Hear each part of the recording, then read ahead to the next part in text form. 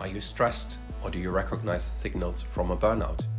Do you keep on overthinking all the time? Are you not sure if you want to stay in your relationship? Do you experience physical problems or pain in your body? Or is there something else in your life that you're struggling with or feel you're out of control? Listen to our podcasts. We are Alex and Aline, and we will help you to get out of this situation. Based on our own experiences and together with a unique coaching method, the body and mind language, we will put you in motion to make the right choices. It will result in less stress, living in the moment, and a more free and enjoyable life. Great, there we are again. Shall we get started? Yes, absolutely. Perfect. Number 13. Yes, number 13. It's my lucky number. Lucky number. Mine too, I love it. So, Alex, I have a question for you because so we spoke already about pain and our current habits and the qualities that your current habits bring. Mm-hmm. And of course, you can also look at how you can do things differently. Mm-hmm. But I'm very curious because you stopped working at Merck in December. Yeah. Right? I mean, in the beginning, you were like on sick leave. So it took a little while before you really left the company. Mm-hmm.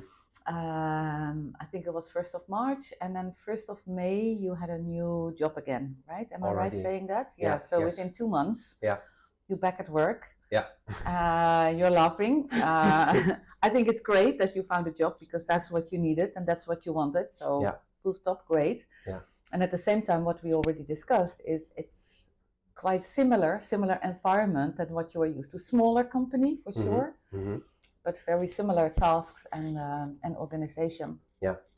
So how do you make sure you're not going to get a burnout again very soon? Yeah, that's really the topic that I'm living at the moment. I can imagine. That I'm in the midst of to understand what is really the old parts that I'm doing, because quite quickly do I find myself into this habit of like running and trying to achieve more than I need to. And I realize I might have a little bit of ADHD in there, or all of the new neurodiversity topics that are coming up is there. I think we all have some form of something. Yeah. But my version is just really trying to always, do it like super proper and way too much. So there's a bit of that and some other things, and really trying to speed up because the people need help, and I'm here and I know something that I can do, and I connect the dots. This is my thing, I look at everything and then backs right, left and center, and I try to connect the dots. That's my thing.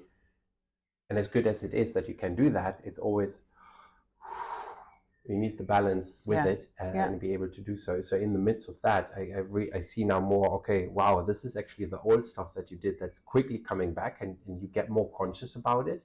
Okay. But you're still a bit uncomfortable with it because what the heck am I doing now? It's like I'm doing this.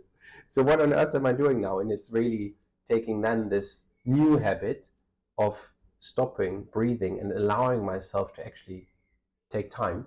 Okay. And how do you do that? Because that's not easy. I know how it works in business life, right? Uh-huh. You get emails, you have a boss phoning you have meetings, you run from meeting to meeting, you have people asking you things. So how do you do that? Right. How do you make sure you can do it? I think the most important topic, and again, this is for everyone then to see what works. It's really creating little habits or reminders, let's say. And first is accepting it wouldn't work all the time, because somewhere we always have this, or a lot of us have this perfectionist and say, but now I need to get this right all the time. It's already allowing it to not get it right all of the times. I think that's an important topic. Okay. There will be days where I won't achieve that, and I did not think about enough breathing or stopping enough or whatever it is. So it's allowing that. The other topic is really when I'm getting into the stress mode, to really have either a little stop, stopping, taking time, breathing, whatever kind of acronym you can think of, or any really little tiny step that you can take that you get yourself to when you not trap yourself, but when you catch yourself, what is it that you then do? And try really by constant, really the tiniest step, as stupid as it sounds, but that really does the trick to do that. And then listen in and feel in to yourself. And for me, when it's that, it's really to actually leave the office, go outside, and even be in fresh air. That's really what works for me. Instead of what I used to do, taking another coffee and just trying to continue, because if I'm moving faster now, I will get over it and through it, and it will be fine. Bad news, guys, it's not. Spoiler alert, it's not. It doesn't help. It's never ending. It's never ending. No. The only moment, and that's something that, we always shared and you made me really aware about, is the only moment that counts is here and now. And, it's just to what works for you to bring into the here and now. This is what I should say. And this for me is leaving the office, breathing. If it's really getting so heavy, I need to get out of that energy, which is in the office. Because if you stay in that environment, at least for me, you just have more of the same. Right. You don't think your way out of that. Take your body, take everything with you, and leave it. Just breathe. And then just that's already one tiny trick that works for me really well. And quite if your effective. mind not going like, oh no, but this needs to be solved, or I have a deadline, or I need to go back quickly, or how does that work? Yes. So the mind does that trick. But the more often you do that, you actually reprogram your mind, because your mind sees that the world is not falling apart.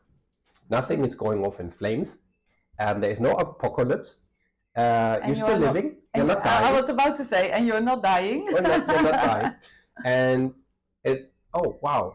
So that's that. Oh, and the other very important thing, I think, is that they came on my topic again yesterday as a reminder that we stop talking badly to ourselves, that we stop talking badly to ourselves. And when I say that to our body, to say, oh, I'm shit, I cannot do this, and my body is weak, my brain is stupid, I'm not good enough. It's like all of this vicious self-talk to putting yourself down.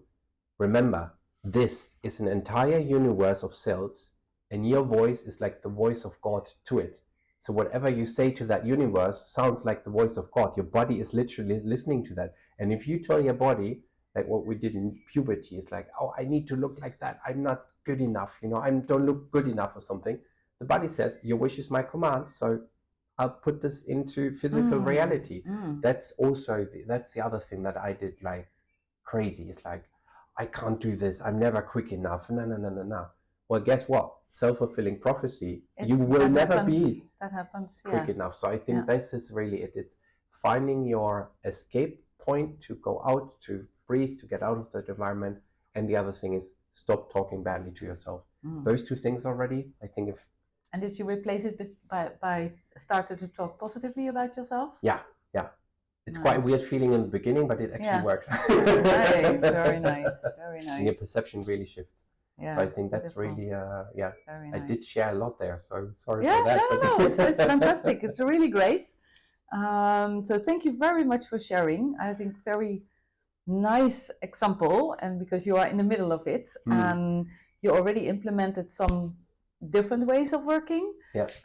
These are the steps that you can make at this time, which I think are really fantastic, especially when you can say, stop talking bad about yourself, and start talking positive about yourself. It's not easy, but it's showing that every time you can make little steps. Yeah. Right. So maybe next time when we speak again, because you said already, I'm on the adventure. I'm in the middle of it.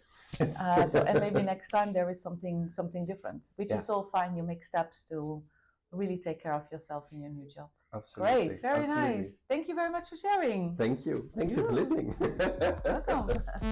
Bye, guys. Bye-bye.